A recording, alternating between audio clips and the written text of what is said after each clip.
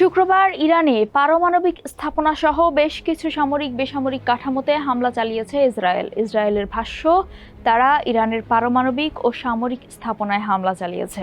Israel যতক্ষণ ইরানকে হুমকি মনে করবে ততক্ষণ তারা সামরিক অভিযান চালিয়ে যাওয়ার প্রতিশ্রুতিও দিয়েছে। একই সাথে পাল্টা হামলার আশঙ্কা থেকে ইসরায়েল জুড়ে বিশেষ জরুরি অবস্থা ঘোষণা করেছেন দেশটির প্রধানমন্ত্রী বেনিয়ামিন নেতানিয়াহু। ইরানের সর্বোচ্চ ধর্মীয় নেতা আয়াতুল্লাহ আলী খামেনি এই হামলায় শহীদদের রক্তের সর্বোচ্চ প্রতিশোধ নেওয়ার হুমকি দিয়েছেন। ইতোমধ্যেই দেশটি পাল্টা হামলার জন্য ১০০টি ড্রোন পাঠিয়েছে বলে জানিয়েছে। এমন অবস্থার প্রেক্ষাপটে প্রশ্ন দাঁড়িয়েছে, এই হামলায় ইরান ইসরায়েল যুদ্ধ কি শুরু হয়ে গেল?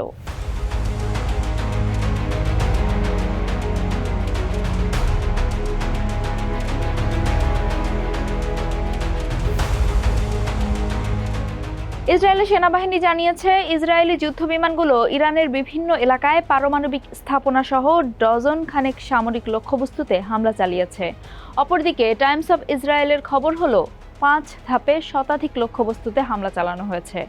বিস্ফোরণের শব্দ পাওয়া গেছে রাজধানী তেহরানে।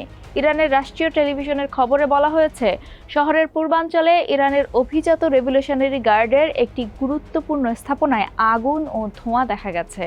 দেশটির রাষ্ট্রীয় টেলিভিশনের খবরে আরও বলা হয়েছে, ইরানের মধ্যাঞ্চলের ইস্পাহান প্রদেশের নাতানজ শহরে বড় বিস্ফোরণের শব্দ শোনা গেছে, যেখানে একটি গুরুত্বপূর্ণ পারমাণবিক স্থাপনা রয়েছে। ইরানের রাষ্ট্রীয় গণমাধ্যম জানিয়েছে, হামলায় তেহরানে আবাসিক ভবনগুলো ক্ষতিগ্রস্ত হয়েছে। বেশ কয়েকজন বেসামরিক নাগরিক নিহত হয়েছেন। একজন ইসরায়েলি নিরাপত্তা কর্মকর্তা জানিয়েছেন, হামলায় সম্ভবত ইরানের সশস্ত্র বাহিনীর chief of staff Mohammad Bagheri ও দেশটির শীর্ষ পারমাণবিক বিজ্ঞানীরা নিহত হয়েছেন। অন্যদিকে ইরানি গণমাধ্যম বলছে, হামলায় রেভলিউশনারি গার্ডসের প্রধান হোসেন সালামি নিহত হয়েছেন। এছাড়া ৬ জন পারমাণবিক বিজ্ঞানী নিহত হয়েছে বলে জানিয়েছে ইরান। ইরানকে হুমকি হিসেবে দেখে ইসরায়েল। গত বছরও তারা ইরানের আকাশ প্রতিরক্ষা ব্যবস্থা লক্ষ্য করে হামলা চালিয়েছিল। ইসরায়েলের প্রতিরক্ষা মন্ত্রী ইসরায়েল কাটজ আজকের হামলাকে আগাম প্রতিরোধমূলক হিসেবে বর্ণনা করেছেন। যুক্তরাষ্ট্র সহ অন্যান্য পশ্চিমা দেশ ও ইসরায়েল বারবার অভিযোগ করে আসছে, ইরান পারমাণবিক অস্ত্র তৈরির চেষ্টা করছে। তবে এই অভিযোগ ইরান সব সময় অস্বীকার করে আসছে। জাতিসংঘের আন্তর্জাতিক আণবিক শক্তি সংস্থা IAEA গত বুধবার অভিযোগ করে, ইরান পারমাণবিক কর্মকাণ্ড পরিচালনায় বৈশ্বিক বাধ্যবাধকতা মানছে না। ইরানে হামলা চালাতে পারে ইসরায়েল, এমন ইঙ্গিত ছিল। মার্কিন গণমাধ্যমগুলো বলেছিল, ইরানে ইসরায়েলের হামলা আসন্ন, তবে এই হামলা চালানোর ক্ষেত্রে ওয়াশিংটনের সঙ্গে সমন্বয় করবে না ইসরায়েল। ইরানে ইসরায়েলের সম্ভাব্য হামলার বিষয়ে গতকাল বৃহস্পতিবার মার্কিন প্রেসিডেন্ট ডোনাল্ড ট্রাম্পকে প্রশ্ন করেছিলেন সাংবাদিকরা।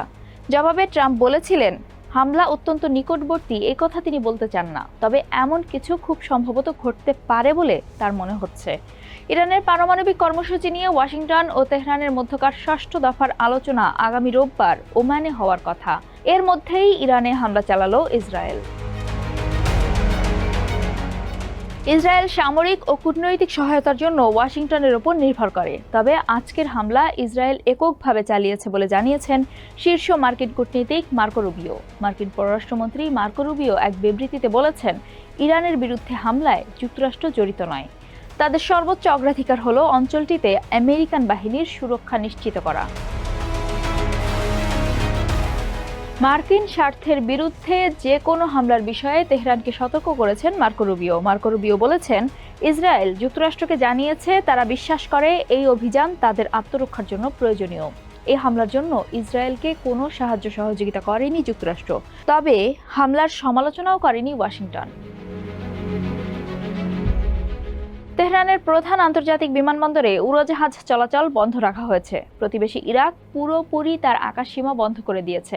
ইরানের পারমাণবিক স্থাপনা সহ দেশটির বিভিন্ন স্থানে ইসরায়েলের প্রাণঘাতী হামলার কঠোর জবাব দেওয়ার অঙ্গীকার করেছে তেহরান। ইরানের সশস্ত্র বাহিনীর জেনারেল স্টাফের মুখপাত্র আবুল ফজল শেখার্চি বলেন, জায়নবাদী এই হামলার জবাব অবশ্যই ইরানি সশস্ত্র বাহিনী দেবে। মুখপাত্র আরও বলেন, ইসরায়েলকে তার হামলার চড়া মূল্য দিতে হবে এবং ইরানের সশস্ত্র বাহিনীর কঠোর জবাবের জন্য প্রস্তুত থাকতে হবে। এদিকে ইরানের নিরাপত্তা বাহিনীর একটি সূত্র রয়টার্সকে বলেছে, ইসরায়েলের হামলার জবাব হবে কঠোর ও ফলাফল নির্ণায়ক।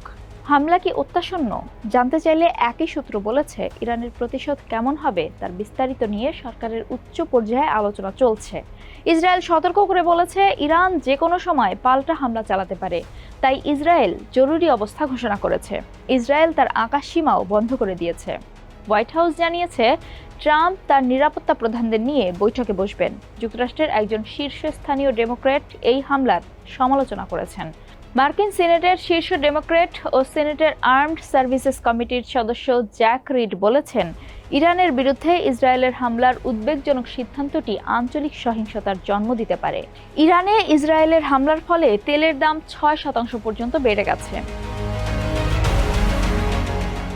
এদিকে সবশেষ খবর হলো, ইসরায়েল দাবি করেছে, ইসরায়েলে পাল্টা হামলা চালাতে প্রায় 100টি ড্রোন পাঠিয়েছে ইরান।